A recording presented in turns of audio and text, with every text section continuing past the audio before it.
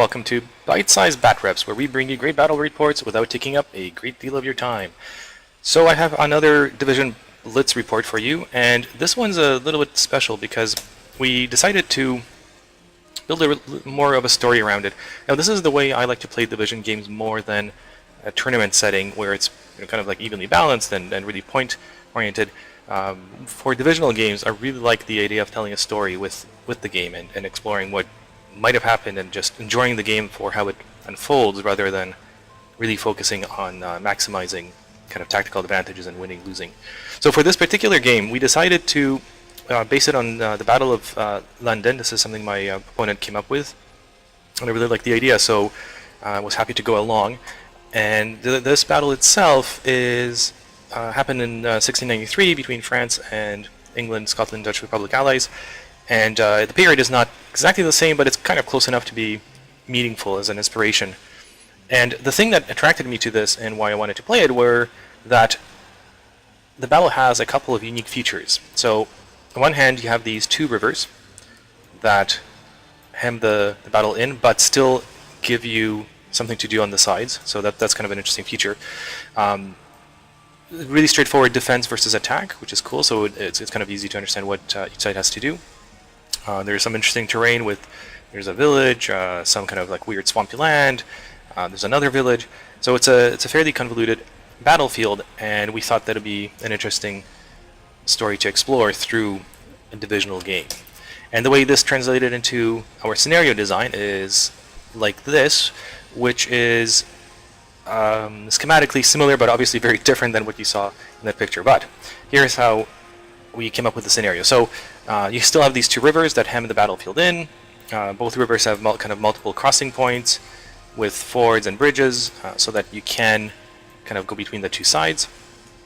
And the key thing design-wise is that I wanted to make sure that the defender was incentivized to counterattack, not just defend, while the attacker was really incentivized to attack. So for victory points, you can see that the hill and the village on the defender's side are both worth 3 points for the attacker, which means that in order to win the scenario, the attacker just has to seize one of these points, and this is kind of like a minor victory, which signifies that the attacker breaks through the line and forces the defender to withdraw because the position is untenable. If the attacker takes both of these points, then the defensive line has been completely shattered and the defending army has to withdraw in haste. So that's a kind of like a complete victory. Now for the defender, if the defender just holds on to these 2 points, then it's essentially maintaining status quo, which as a defender is fine. It's the most minor victory for essentially 2 points. So the defender beats back the attack but doesn't manage to advance their own position. In order to do that and actually win the scenario by a larger margin, the defender has to strike out and either take over this hill or this village for extra points, which signifies that the defender pushed into the attacking space and is now forcing the attacker to either withdraw or rethink or otherwise disrupt the plans. And so there you go. So that's kind of how we decided on the points for the scenario. And the two armies are, my Swedish division will be defending, and my opponent's Holy Roman Empire division will be attacking. For the forces themselves, there's a very significant point difference, which is cool because again, that totally fits with the scenario. So my Swedish division is 60 points, and it's just a standard field division that I always put on the table. And my opponent is playing the Holy Roman Empire division in Swedish Pomerania, which is from 1659, which is kind of cool because this is one of the newer specialized divisions, so it's a little bit of a different spin on the standard HRE division. And the difference in points is almost 30, it's like 29, so we ended up rolling a whole bunch of effects to offset that. Okay, so let's now go to the table, and the way the scenario then translated to the table is, as you can see, so you have these two rivers and the bridge, kind of crossing points, more crossing points or fords. The village, that's worth 3 points, so this is one of the objectives. The main hill, that's the other 3 points. There's a bog here with a stream. And on the attacker side, you have this hill is worth points to the defender, and this is the other village that's worth points to the defender. So For me as a defender, I need to be attacking this hill and or the village, and the attacker just wants to break through here and then deny me the village, and of course make sure that I don't take the hill. And after setup, this is what the table looks like. So let's take a second and go through the forces and what we're thinking. So I'll start with my Swedish side. So left to right, I have some dragoons that are off screen, but I've got a regiment of dragoon veterans set up here, and the idea is that they were going to just push in and kind of take the village, maybe hold it for a bit, delay, do something. I have a couple of Tatars here as well to essentially skirmish and delay the enemy. My main defensive line is across here, and I bought a bunch of fieldworks to anchor my infantry in. So I've got the musketeers and the pikes. Cannon battery with one medium gun, bunch of light guns, a couple of regimental guns. So I have a pretty good firing position here. In the village itself, I have some extra musketeers defending it. So these are divisional level extra bases that I put in here specifically so that they could kind of be representative of like a local garrison, for example. So they're not part of the main force, but they're still fighting. My main force is this regiment of national rapiers. I think it's basically maxed out, so I've got like 8 armored rapiers and I think 16 non-armored. So it's so this is the main force. And then as a fire brigade, I have this veteran rapier regiment with no armor. There's only 10 bases here, but I put them here unengaged so that they can respond either to countercharge up the hill if something breaks through, or run in to defend the village, or maybe both, as need may be. And then of course finally my Polish allied light cavalry regiment is the only force that I have that's set up outside of my defensive line, and their mission is to basically skirmish up, charge and disrupt this kind of attack as I'm expecting to be coming down this middle of the table. On my opponent's side, he has, as I said, that specialized division, which is interesting in 2 parts. So one, he has to take 3 infantry regiments as the base. There's no choice. So he has a new style infantry, and a gigantic old style infantry regiment here. So that's the kind of the base of the division. He has the Piccolomini elite Raiter regiment here, so he's got a bunch of bases here, and one on the side, and this is the main force, and they're kind of the main hammer that he has, these super tough veteran rapiers, all in armor. A large artillery battery, very large, and let me call your attention to these 3 medium guns, which is absolutely terrifying. 3 medium guns is a lot of firepower, and a mortar. Now, this is one of the things that we didn't play quite correctly, because the idea is that the mortar comes in replacing one of these medium guns, not in addition to it, but that's fine. It is fair enough and was paid for with the point, so I didn't mind that at the end of the day. It was a minor error. And the other second hammer that he has is this allied regiment of Polish cavalry, which includes, and I'll have a better shot of this, some winged hussars. So that's the attacking force, which, as you can see, outnumbers me quite significantly with all of these bases that'll be coming down. So let's take a quick look down the line. So this is my defenders of the village, and I'm keeping it purposefully empty because I know I can always add bases to the village to kind of contest it if need be, but for now I just wanted to hold the houses, have them nicely staffed, and have support around so that I can support the village if need be, but I didn't want to just shove everyone into here to begin with.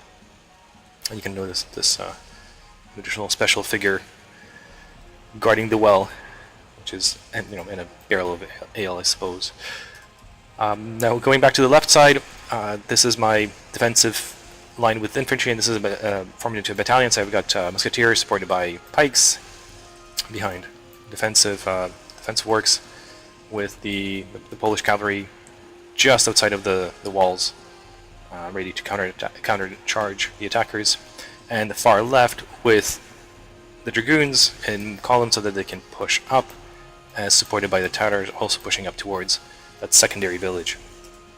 My opponent's side, coming from left to right, so on the left side he has his new style infantry regiment that's going to be going down to that same village, a couple of bases of the Piccolomini to provide support, and regimental guns, all of it moving down that flank.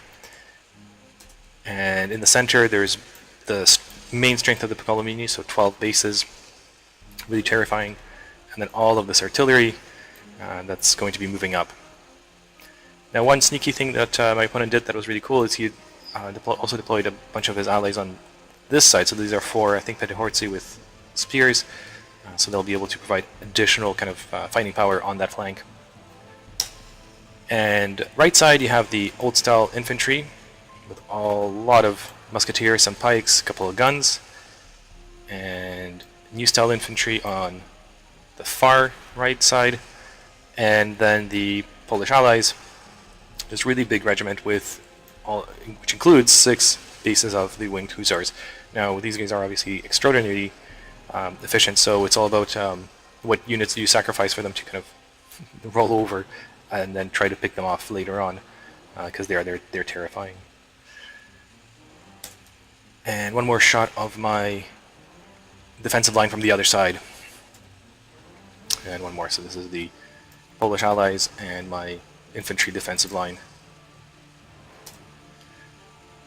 Alright, turn 1 is starting. So as part of the balancing of the 2 armies, we obviously rolled a bunch of effects, and most of them ended up being not very useful because we had a lot of insubordinations that went all into these infantry regiments, which ended up having kind of 0 effect on the game.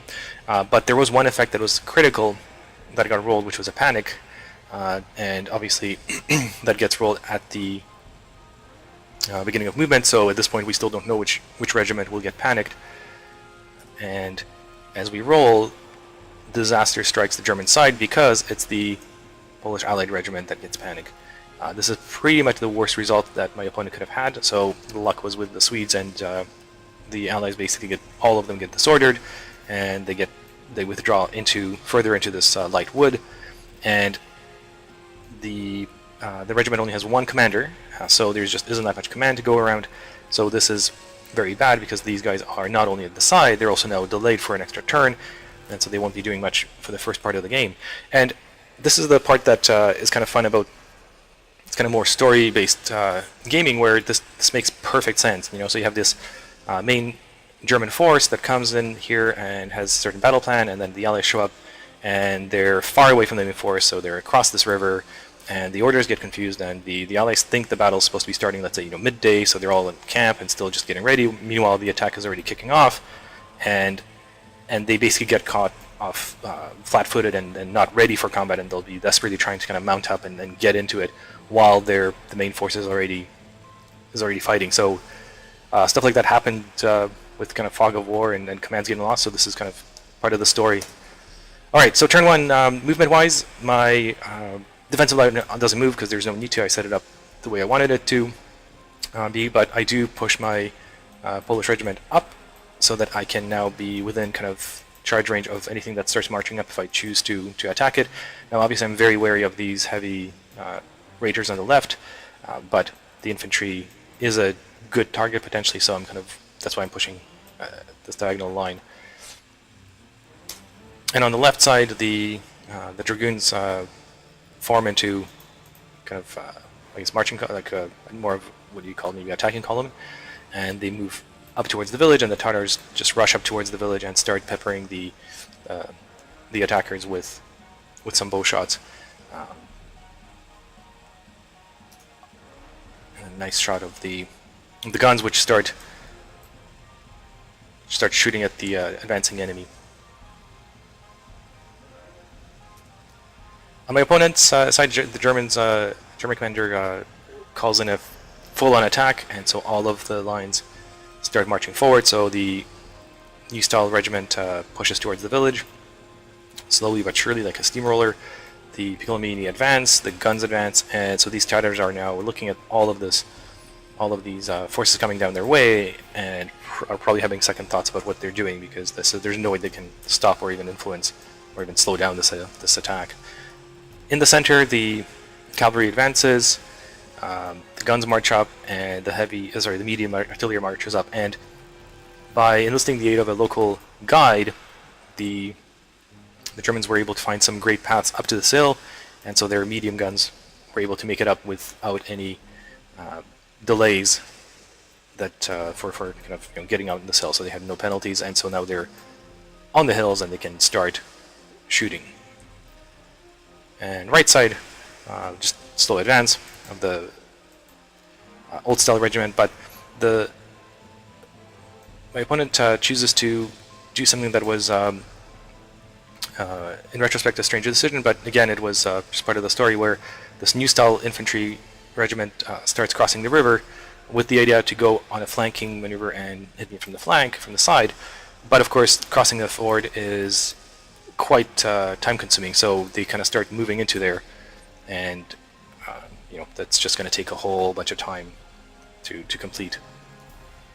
All right, end of turn 1, and we're going to start shooting now, and kind of exchanging fire between these guns. Nice shot of my artillery, and one thing you can notice is the medium gun has been knocked out in the first round of shooting. So that mortar that the HRE division brought in is super effective at taking out like opposing field artillery. It's essentially like a artillery sniper weapon, just because with the number of dice it rolls, and chances are there's a good chance that it will actually strike a hit, and so it hit the gun twice and knocked it out, and that's it. So my medium gun has been knocked out. Fortunately, I have lots of infantry that can recrew it, but of course it won't be quite as good as the initial trained crew that came with the gun. But the good news is my own counter battery fire was also extremely effective, and I knocked out one of the German medium guns and 2 light guns. So that's a good start, because I lost 1 medium gun for 3 guns, and that's the kind of ratio I need to maintain in order to not to get out-artilleried this whole game. So the fact that the German artillery had to move up first before it could open fire was a huge help, because I could start shooting at them as they were setting up and unlimbering their guns. All right, and end of turn 1 looks like so, with some fierce counter battery fire happening, but not much else. Let's go to turn 2, and in turn 2 the HRE division seizes initiative and starts really ramping up their attack and doubling timing it towards my lines, and the new style infantry regiment pushes towards the village. They're now at the fence, and they'll be crossing in very shortly with cavalry support. And in the center, the Piccolomini are getting ready to charge, so they're making space. They're moving into the space where those knocked out guns are, and on the side the other squadron is making space, so there's these 2 sets of heavy elite rapiers getting ready for charging. And the infantry regiment is moving up, and these old new style infantry musketeers are still pushing into the river, starting to realize the folly of their decision that this is just taking way too long, and they're never going to make it. They keep going this way. Good news on the right side, with the allies are starting to show up, so the Polish allies are scrambling to mount up their horses and get ready for combat, and the first squadron of just regular Cossacks style cavalry mounts up, gets organized, and starts moving out. But the famed winged hussars are still milling about, belting on their wings, and just not ready for combat yet, so they're still disorganized and not doing anything useful.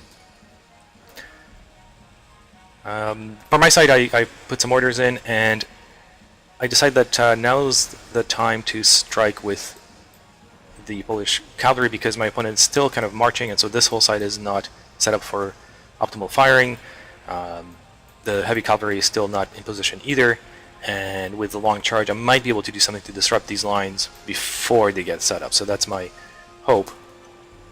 And so in movement I declare charges, and I charge these pikemen who are marching, so they're not braced for defense, and then I also charge these guns because I want to maybe knock them out before they can do more damage. Now, this is only a 3-base squadron, so I'm not too worried about losing them. I mean, it would be obviously not ideal, but I'm not sacrificing too much. This is more of like an attempt, and the rest, there's 6 bases going this way. And a close-up of the glorious charge, but of course, the tricky thing is that these 2 medium guns did unlimber, set up, and are defending in defense order now, and they're going to open up with close-range case shot at this cavalry charging here, which is going to be very problematic, but maybe they'll make it. Glory to the brave, I suppose. In the village, not much movement on the village itself, but my main force is starting to kind of pull out. So one of the reasons I set them up on this side is so that they could defend the crossing, defend the river, and then have a space to sally forth and also do some kind of countercharging and then provide some support. And so these armored raiders are opening up their ranks, and they're getting ready to potentially charge this infantry as it's advancing slowly towards the village. Alright, so after the case shot came down, it blew away a third of the units, so a base went away, but the morale held, and these bases will now, this brave cavalry will now get a chance to fight the pikemen who are marching up the hill and not quite ready for combat. And they make it, both squadrons manage to make it into combat. And after 2 fierce rounds, they win the first round and push the pikemen back, but the pikemen hold their formation and withdraw in good order, and then fight more and tie the second round, pushing me back. So my cavalry basically pushed them up, but then got beat back off the hill, and the infantry stands in good order. And of course now this cavalry is also exposed to more shooting from the guns. But this was this cost my opponent another medium artillery piece, because as it was firing case shot into these charging horsemen, it itself ate a bunch of counter battery fire and got knocked out as well. So there's only one medium gun remaining on the hill. This is huge because these things are, as I said, really deadly. So I'm very happy to see them knocked out early. And end of turn 2 looks like this. So the 3 little squadron that came up here trying to charge these guns also ate a bunch of case shot, and it did get knocked out by morale. It took some wounds, failed morale, and ended up fleeing actually. So it was a horrible morale test. So they run away.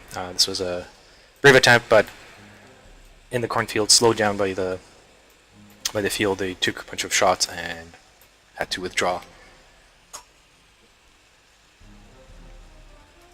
All right, turn 3. So the starts like so, and morale so big news is that these guys who fled from here rallied, and they set themselves up on this on the flanks. They're back in the game. They're back in the battle. This was just a tactical withdrawal away from the deadly fire of the cannons, but the remaining Panzerni are not rallying, and they fled, and they're running away. But this other small unit of Cossacks also rallied and is able to get back into the game. So the Polish allies are back in the game and still dangerous.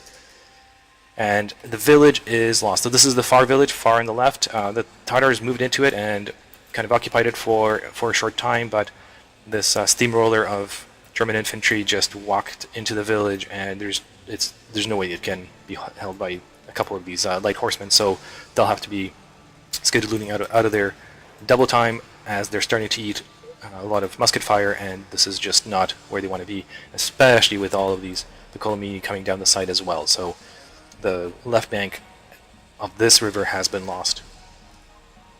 In the center, the German general decides that this is the time to unleash his elite cavalry and kind of sweep these Polish allies off the field and protect that infantry that's coming down the side. So the Piccolomini get unleashed into action, and so both squadrons charge down this way, and this other squadron coming down this way. So you have these 2 full-sized, heavy elite squadrons coming straight down into my allies. On the right side, the old-style infantry is expanding its ranks, so this squadron is starting to form up for better firing, and this squadron is still marching towards the village. All the guns are being brought up, and the new-style infantry finally is being pulled back. So the general decided that the river plan was not a good idea, and now they're marching back out of the river and to support the main attack onto the village. And on the right side, the Polish allies are continuing to arrive onto the field of battle. So the winged hussars are now mounted, ready, and moving out. So their full force can be brought into the battle. So they're starting to move out of the forest or the light woods. And these other Cossacks are fully out of the woods, so they'll be now zooming around the side.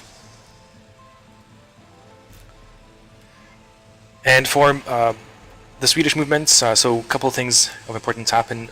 The Cossacks withdraw, so they were here and they pulled back to here because they don't want anything to do with this massive cavalry charge coming down, so they are withdrawing out of their range and hoping for the artillery to chase them away. Meanwhile, these guys are doing, these Cossacks did the same thing, so they moved also out of the charge and are kind of letting cavalry coming here. So we're pulling them in and giving up the field to see if we can do anything with that later. And on the left side, the key thing is the dragoons are splitting up, so half of the dragoons are now crossing the river to get into the main field of battle because the village is lost. There's nothing we can do to hold it. So the Tatars are getting out of the village and the dragoons are getting out of this bank. Meanwhile, these dragoons will pull back into the forest, dismount, and basically hold because we don't want anything threatening to come through this way. So a couple of dragoons in the forest should be fine, and then these dragoons hopefully can hold this crossing and also not let the cavalry come through. That's a better shot of that. So that, yeah, we can try to set up a defensive position here and a defensive position here and let the village go. And nice shot of the Polish Cossacks retreating from the charging German elite.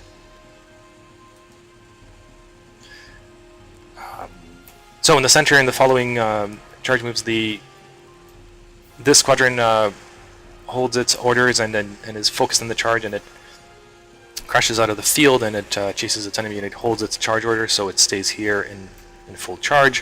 Whereas this squadron realizes that it's far away and pulls back, and basically so they fail a charge, so they come to here, withdraw, stay here, and they're disorganized right now. And German infantry is getting ready to shoot at the village. And the artillery battery is continuing to take losses from the mortars. So now the light gun has been knocked out as well. The medium gun keeps on getting knocked out, and I keep on recrewing it every turn, so I get more crew here, and then it gets knocked out, and this is going to be the story for the rest of the game. And you've got to imagine that this must have been quite the challenge for the commanders to go, I need some more volunteers for that gun. What happened to the last batch? Yeah, don't worry about that. Just man this gun. Oh. More volunteers, please? Yeah, this was not a good assignment. Alright, end of turn 3 looks like this. So you've got disorganized heavy cav, charging heavy cav, my allies kind of forming a line, and infantry pushing down this way. And of course that village is now fully in German hands. And the right side, and you can see the raiders are getting ready. Alright, turn 4. So turn 4 is basically midway through the battle, and this is where a lot of things will get decided. Okay, more shot at the right side, and this is when the main force commander, the colonel leading these raiders, decides that this is the time that he can still maybe catch this infantry and chase it away from the village before it fully deploys it to like a 2 ranks deep massive shooting line, which will be very hard to dislodge or move. So while they're still formed up in 2, there's a chance to chase them away. On the left side, on the right side, the New Style infantry is now almost out of the river, and they'll be joining the fight soon. And on the far right side, you can see that the Polish style Cossack cavalry is now zooming around the river, so they're going to be starting to potentially threaten the village in the next turn or 2, and the Hussars are also coming at them this way, so that side is progressing. The center where everything happens. So 2 things. The Piccolomini smashed into my Cossack style cavalry, which is in defend order, and so they did a lot of standing and shooting, but the heavy armor protected the charging cavalry, so not much happened. The Sperryhorse actually charge as well, and these Piccolomini move up in March. They didn't charge because for whatever reason my opponent decided not to fully commit. He wanted them to just come in here and kind of block in my cavalry, but the distance wasn't quite significant, or it wasn't quite close enough to fully lock them in. So after all of the German movements, you can see that on the left side, the the new style infantry pushed into the village completely. It's occupying it, and this infantry is moved up. And you can also see that all of these medium guns have been recrewed, but of course, because they're the worst crewman type, they're not nearly as dangerous as they used to be, although they're still medium guns, they're still plenty bad. Close up on the village, and you can see the Piccolomini are coming in. They're in a column now, which is not ideal for fighting, but they're still super dangerous. If they can catch these dragoons in the back, it's all over for them. So the dragoons are desperately trying to cross this ford before this cavalry can catch them. And in my movement, the Swedes do make it across the ford fully, so now they can basically dismount, turn around, and form up a defensive line here, which might be able to hold this heavy cavalry off.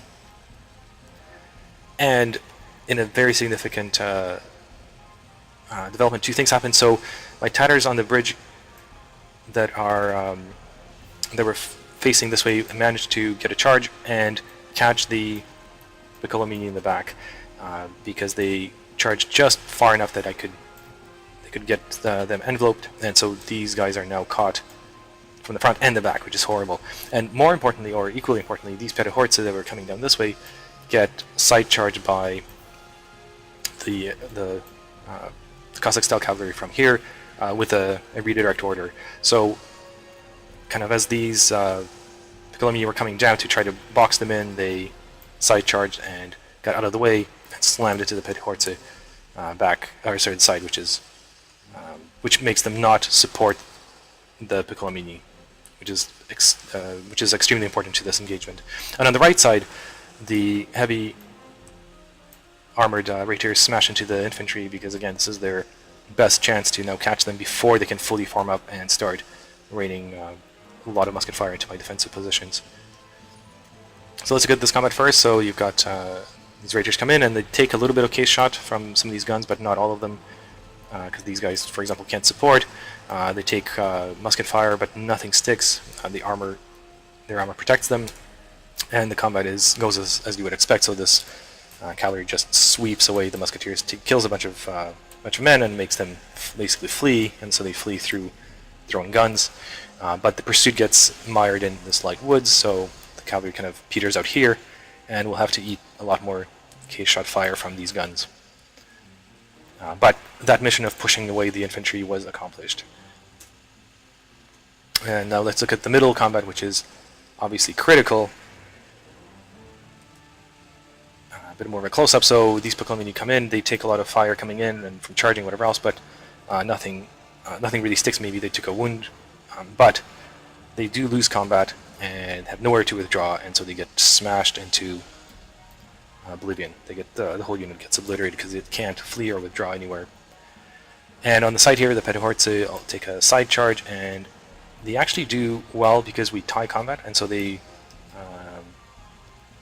maybe they even won combat, but because my Cossacks withdraw in good order, they turn to face the enemy, which is the enemy they were fighting, and for phase 2 of combat, these Cossacks smash into their side and chase them away. So these Petahorze are then now broken and fleeing after 2 rounds of combat. They did great in the first turn, but then second side charge was just too much for them, and they run away.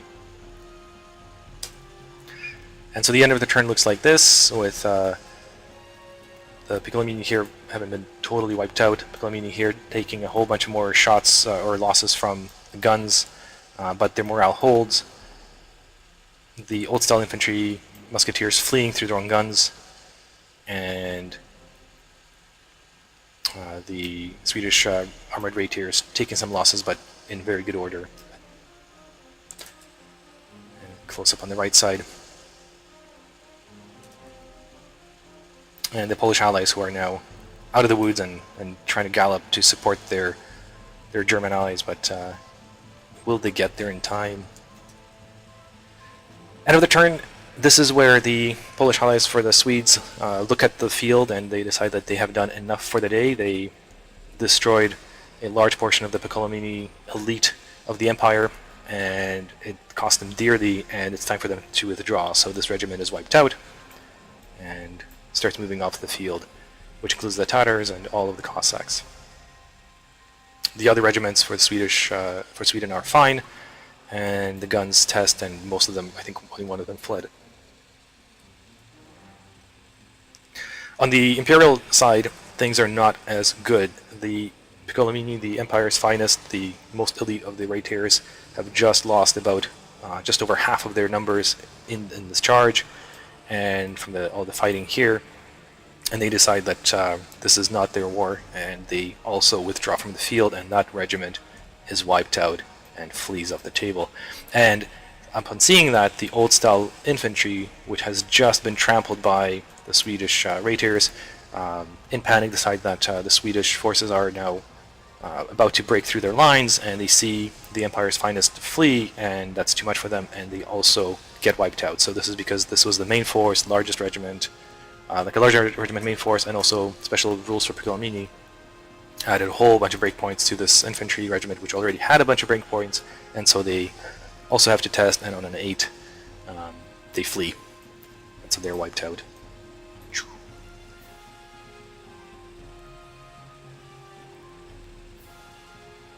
Meanwhile, the Polish allies are here on this side. They're still trying to go and decide if this is still a battle they want to participate in, but they're not quite at their breaking point, although they have taken a bunch of losses, and of course, they saw their allies flee.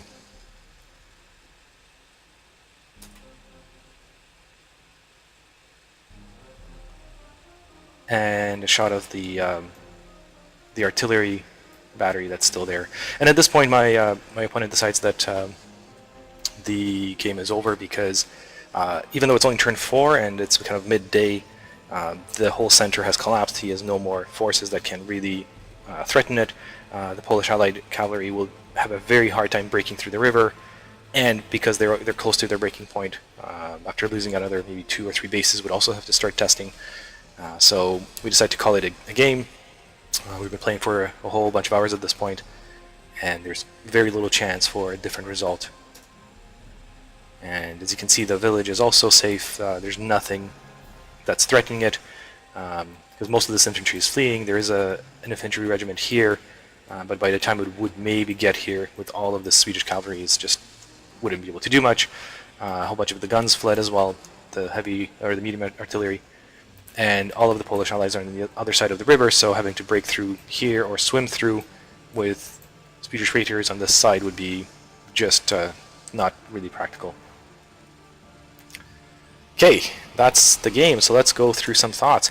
So first of all, just wanted to say that I think we both really enjoyed the game, and especially the preparation for the game, more so almost than playing it, although that's not quite true, but the preparation was a lot of fun. If you've never tried these kind of story-driven scenario-based games, especially on division level, I really, really recommend it. It's super fun. And what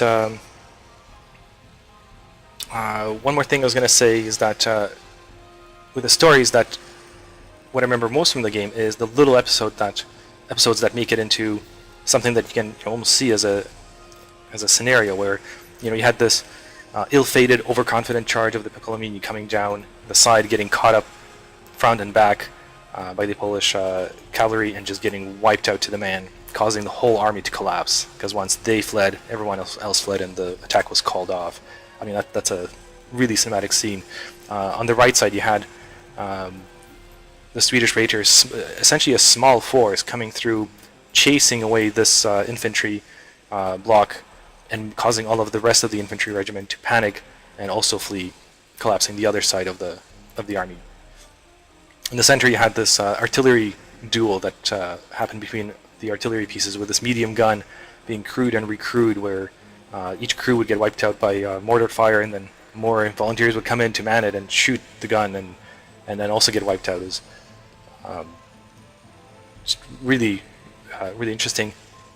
And then, of course, the Allies, like the whole story of this very strong Allied regiment that was going to be essential in the battle, but then it showed up on the far side of the river, and it had the starting orders not quite correct, and basically ended up doing nothing for the whole battle, just trying to get itself organized. I mean, that kind of thing happened all the time, so it was fun to see it expressed in the story of the game. Now, in terms of the actual gameplay itself, when I was talking to my opponent afterwards, tactically speaking, so on my side, I mean, there isn't much more that I would have changed. I think it worked out, pretty much how I thought it would, with these Cossacks doing exactly what I wanted to, and way more by chasing away the Piccolomini. My opponent's side, at the end of the day, we decided that he wasn't sure why he ended up placing the Polish cavalry in the side here. That was, I think, the biggest error from the game, because had they been just placed, here and just ran straight at my positions, it would have been a very different game, with my guns probably being destroyed in like turn 1 or 2, and it would have been much more interesting. But this way, this whole regiment just did nothing for the whole game. Because even if they didn't get panicked, fighting through this river would have been a tall order, and yeah, it was just interesting. So I think it was one of those, like, while setting up, psyching yourself out. And the other thing was overcommitting on this village. So this whole regiment and the Piccolomini and the guns was way more than needed to take this village. I mean, this could have been secured with much smaller forces, and this regiment would have been, again, much more useful if it just came down the center to threaten, the actual village that was the scenario objective. But even having said that, it was super fun. Last thing is that, yeah, I think we both wanted a bit larger table, so another foot on either side would have given us a bit more space to play with. Any case, enjoyed it a lot. Hope you enjoyed this too. See you next time.